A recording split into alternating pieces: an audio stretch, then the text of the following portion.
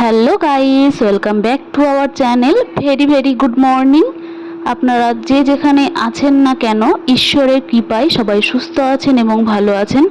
আমরাও সবাই সুস্থ আছি এবং ভালো আছি। আর এই যে প্যাকেটগুলো দেখছেন, এগুলো হলো মার্কেটিং করেছি। মার্কেটিং বলতে আমার মা আর আমার কাকিমা আমাকে কিছু গিফট করলো। গিফট বলতে কাকিমা করলো শাড়ি গিফট, আর মা 3 পিস, আর আমি আমার জন্য একটা কুর্তি নিয়েছি। ঠিক আছে, এই হলো আজকের বাজার। আর আমি যাওয়ার সময় একেবারে ভিডিও করতে ভুলে গেছি, মনটা খারাপ, কেননা বাড়ি যেতে হবে, ওই জন্য ভিডিও করতে মনই চাইছে না। কেননা আজকে ধরুন বাজার গেছি, তো সামনের দিন আমি বাড়ি যাব, তাহলে কার ভালো লাগে বলুন তো ভিডিও শ্যুট করতে। মনটা ভীষণ খারাপ, মুখটা গুমরা করে বসে আছি, কি আর করব। মনে হচ্ছে যে আর কিছুদিন থাকি। তো এবার অনেক দিন পরে আমি বেশ কিছুদিন থেকে গেলাম। তো অবশেষে আমি আর মা কাকিমা সবাই বাড়ি পৌঁছে গেছি। কাকিমা বলছে তাড়াতাড়ি কর, রান্না বান্না করতে হবে, সকালে সবাই খাবে, গেট খোল গেট খোল। তো আমি তাড়াতাড়ি এসে তালাটা খুলে নিচ্ছি। তো তালাটা খুলে সব কিছু আপনাদের দেখাবো। তো খাটের অবস্থা দেখুন, এটাও একটা নতুন শাড়ি। মা এটা মানে শার্ট করে দেখে নিল যে এখানে কোথাও ছেঁড়া আছে কি না, যদি ছেঁড়া থাকে তো ফেরত দিতে হবে। এই হলো আমাদের ড্রেস, আমি এসেই খাটের উপরে ফেলে দিয়েছি। ওই যে প্রথমেই বলেছি কিছু ভালো লাগছে না, ছিটিয়ে রেখে দিয়েছি, নাহলে ঘরটাগুলো একটু গুছিয়েই রাখা হয় আর কি, এতটা নোংরাভাবে রাখা হয় না। তো মাকে বললাম, মা একটু দেখাও কেমন লাগছে, বন্ধুদের একটু দেখাই ড্রেসগুলো। তো এটা হলো 3 পিস। তো মা আপনাদেরকে একটু খুলে খুলে দেখাচ্ছে। এই হাতেরটা ওড়না আর এই হাতেরটা প্যান্ট। আর এই হলো আমি নিয়েছি নাইরা না কি বলে একটা কুর্তি। তো সেটা আমি নিয়েছি, একটু পরবো, এটা পরা হয়নি এখনো, তো সবাই পরছে, আমি হয়তো লাস্টে পরছি আর কি। আর এই হচ্ছে মালবেরি শাড়ি। এই শাড়িটা কাকিমা আমাকে গিফট করেছে। তো আমি মায়ের কাছ থেকে নিতাম, তো কাকিমা বলল তোকে আমি দেবো মালবেরি শাড়ি।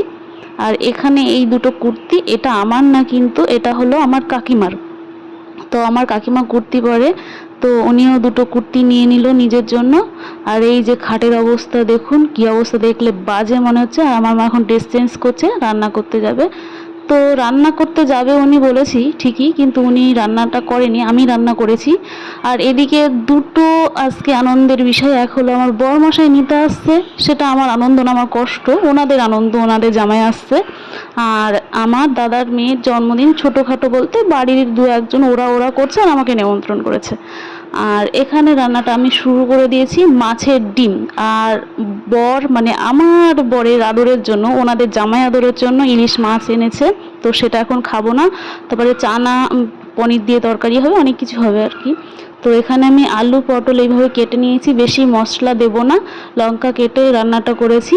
আর বড়াটা করেছি বেসন আর মাছের ডিমটাকে পেঁয়াজ লঙ্কা দিয়ে ভালো করে মেখে বড়াটা করে নিয়ে তারপরে রান্নাটা করে নিয়েছি। আর দুপুরবেলায় চলে এসেছি ওই দাদার বাড়িতে খেতে। তো এখানে আছে ভাত, তারপর 2 রকমের ভাজা, একটা হলো তরকারি আছে ডাঁটা আলু পটল দিয়ে, আর শাক আছে, ডাল আছে মাছের মাথা দিয়ে, আর খাসির মাংস, পাঁপড়, পায়েস। এই তো হলো আজকের মেনু। তো আমি সবটা আমি খেতে পারিনি, তো অনেকটা ভাত দিয়েছে, তারপরে কমাতে বলেছে, অল্পটা কমিয়েছে। তো রান্নাগুলো ভীষণ ভালো হয়েছে, তৃপ্তি করে খেয়েছি। অনেক শাকটা বেশি ভালো লাগছিলো, শাক ভীষণ ভালোবাসি খেতে আমি। আর রাত্রিবেলায় এই সাইডে ভাজা পুলি করা হবে, তার জন্য এটা কলাইয়ের ডাল, তারপরে ওর মধ্যে লঙ্কা আদা টাদা দিয়ে সিটি দিয়ে নেওয়া হয়েছে।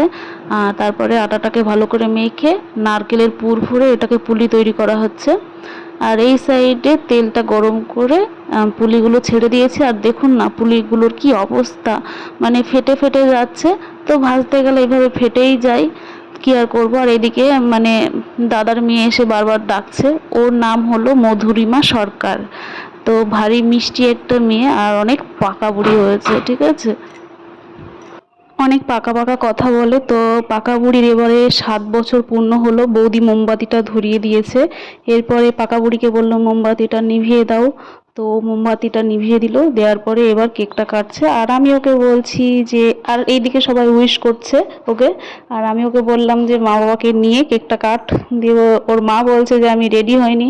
ঠিক আছে, উনি শাড়ি টাড়ি পরেনি, তো নাইটি পরে আছে, আমাকেও বলছিল, তো আমিও নাইটি পরেই ওর মানে কেক কাটা দেখতে চলে এসেছি। ওই সাইডে আমি মানে পুলিটা ভাজতে ভাজতে গ্যাসটা মানে পুলিগুলো তুলে গ্যাসটা অফ করে চলে এসেছি।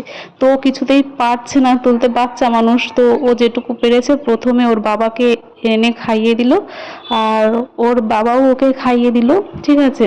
আর ওইদিকে ওইগুলো হলো আমার মা, হলো ঠাকুমা হয় আমার কাকিমার ঠাকুমা, তো ঠাকুমা মানে একটা ইয়ার্কির ব্যাপার, ওর গালে টালে সবাই লাগিয়ে দিচ্ছে, ঠিক আছে, ওর সাথে ইয়ার্কি করছে।